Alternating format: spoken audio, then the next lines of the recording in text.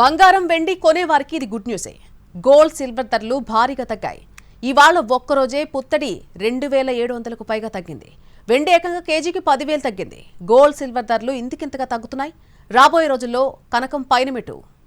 10 రోజులుగా బులియన్ మార్కెట్లో బంగారం వెండి ధరలు భారీగా పతనమవుతున్నాయి. వరుసగా రికార్డు స్థాయిలను తాకిన పసిడి వెండి ధరలు ఒక్కసారిగా కిందకి దిగిరావడం కొనుగోలుదారులకు పండగలా మారింది. జూన్ నెల ప్రారంభంలో గరిష్ట స్థాయిలో ఉన్న బంగారం వెండి ధరలు గత 10 రోజుల్లో భారీగా క్షీణించాయి.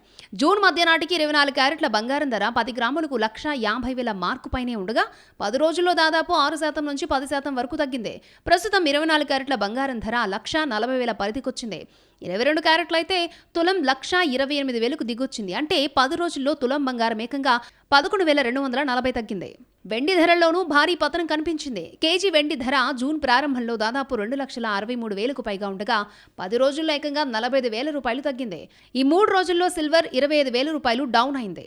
బంగారం వెండి ధరలు ఇంతగా పతనం కావడానికి కారణం గ్లోబల్ మార్కెట్ పరిణామాలే. పశ్చిమాసియాలో నెలకొన్న ఉద్రిక్తతలు తగ్గుముఖం పట్టాయి. అమెరికా, ఇరాన్ మధ్య కుదిరిన తాత్కాలిక శాంతి ఒప్పందం వల్ల అంతర్జాతీయంగా ముడి చమురు సరఫరా మెరుగైంది. ఇది సురక్షిత పెట్టుబడిగా ఉన్న బంగారంపై ఒత్తిడిని పెంచింది.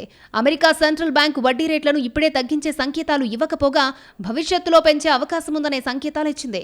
వడ్డీ రేట్లు పెరిగితే పెట్టుబడిదారులు బంగారం నుంచి బాండ్ల వైపు మలుతారు. అంతర్జాతీయ మార్కెట్లో డాలర్ ఇండెక్స్ పుంజుకోవడంతో డాలర్స్లో ట్రేడ్ అయ్యే బంగారం ధరలు ప్రపంచవ్యాప్తంగా పడిపోయాయి. కొన్ని నెలలుగా విపరీతంగా ధరలు పెరగడంతో పెద్ద పెద్ద ఇన్వెస్టర్లు ప్రాఫిట్ బుక్ చేసుకోవడంతో బంగారం ధరలు ఢమాలయ్యాయి.